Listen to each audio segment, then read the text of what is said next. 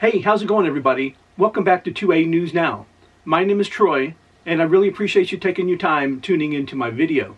I'm making this video on Sunday morning. I thought it was going to be a quiet 2A News day, and I even had thoughts of not making a video today. But when I found out this bombshell information, I for sure really had to make this video. Even though they don't like to admit to it, the ATF has a digital searchable database for firearms with close to 1 billion entries. That's right, 1 billion. But when I found out this morning that there's been a police department that has been secretly helping the ATF gather and supply information to the ATF's gun registry, that's a huge story. And the other crazy thing is, they've been doing it for 50 years. That's right, 50 freaking years. According to a recent report, the Indianapolis Metropolitan Police Department has quietly tested every single recovered firearm.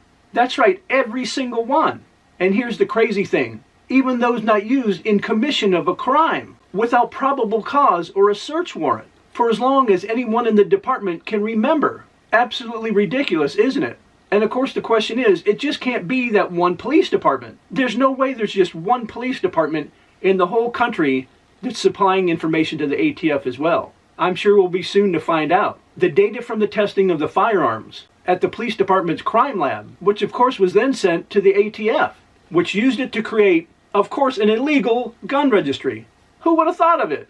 And even the police admit they didn't get search warrants to test the firearms, whether the guns were used in crimes, held for safekeeping, or recovered through other means.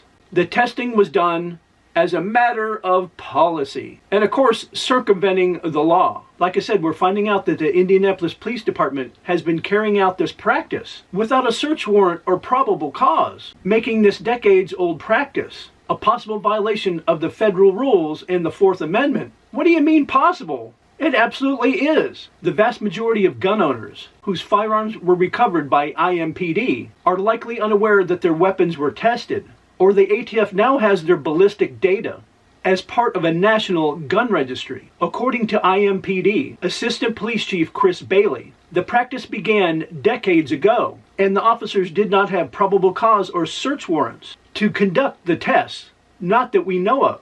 They went back and checked to see how long this has been going on. A former employee who came on in 1973 said it was happening then in the 1970s. And she worked there for over 30 years. And listen to this. There is currently over 21,000 firearms in the IMPD's property room. The department's attorneys are currently reviewing the testing policy, and that changes would be made if it was determined to be a violation of the United States Constitution or other federal rules. Like I said earlier, of course it freaking is. And very easily, the chief of police could at least put a temporary stay on it while the attorneys are looking into it. But so far, that hasn't happened. And of course, no one from the Indianapolis Metropolitan Police Department or the ATF's Indianapolis field office returned calls seeking comments for the story. Like I said, we knew there was a gun registry. But until now, we didn't know that a local police department was helping the ATF with that gun registry. And like I said earlier, there's no way it's just one single police department that's helping them. And people definitely need to be held accountable for this unconstitutional practice. As always, I really appreciate everybody's support by liking, sharing, and subscribing and hitting those post notifications. And also, I really do appreciate the over 700 new subscribers to the channel in the past couple of days. And I would really like to hear your guys' thoughts on this story in the comments section down below. Hope to see you guys in the next video.